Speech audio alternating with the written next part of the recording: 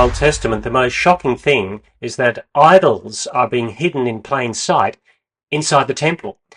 Ezekiel in a vision sees these idols and idol worship going on in God's holy place, even at the same time that there's lots of religious activity towards God going on. How can these things be? And it shocks us.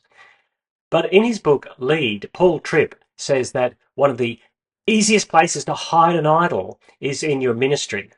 He says that ministry leaders who are taken over by other things and their desires are shaped by things like power or holding positions that make them feel good, or whatever it is, whatever the idol is, whether it's abuse of trust or whatever it is best hidden within the ministry. You don't have to leave the ministry to be totally idolatrous. Ministry can hide those things for you. That's a sobering thought, isn't it? And what do we do about it? How do we unmask those idols? Because we're all susceptible to them. And if you're in ministry, here's a couple of things I would say. The first thing is this.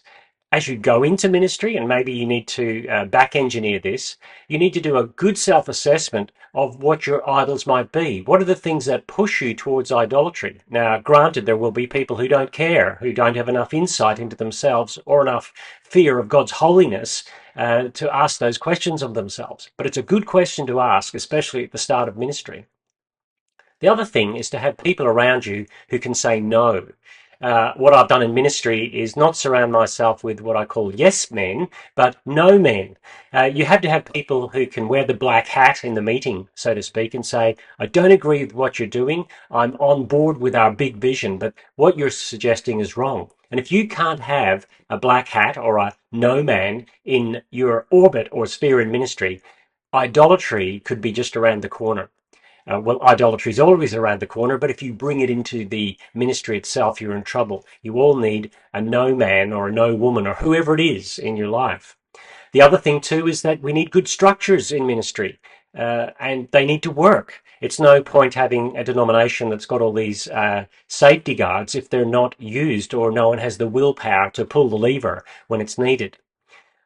But the biggest thing, of course, to stop the idols in our lives isn't to just simply expose them or to make sure they don't happen in the first place. It's to do this. It's to have a fear of the one who will one day come and expose idolatry in our lives and in our ministry.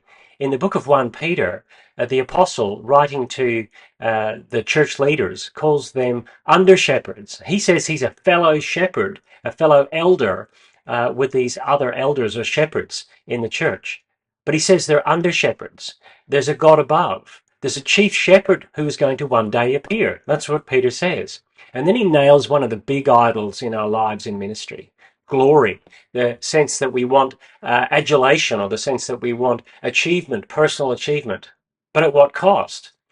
Peter says to those under-shepherds, the chief shepherd will appear and you will receive the unfading crown of glory. Here's the thing. We all want glory. We just have to decide where we want it from. Do we want the fading glory of our idolatries, which overshadow people or which get us the things that we want in ministry?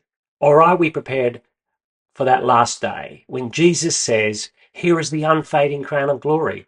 Because if you look for idols in this age, do you know what you'll do to the sheep? You'll barbecue them. You won't look after the sheep that don't belong to you, but that belong to the chief shepherd. It would be terrible if our idolatries were such that on the last day the chief shepherd appeared and said, where are my sheep? And then says, how come I can smell lamb barbecue? Let's avoid the idolatries in the first place, but let's remember that Jesus is coming back. He's the chief shepherd, and he wants to see his sheep intact, and he will give us the unfading crown of glory that will sweep all idolatry away.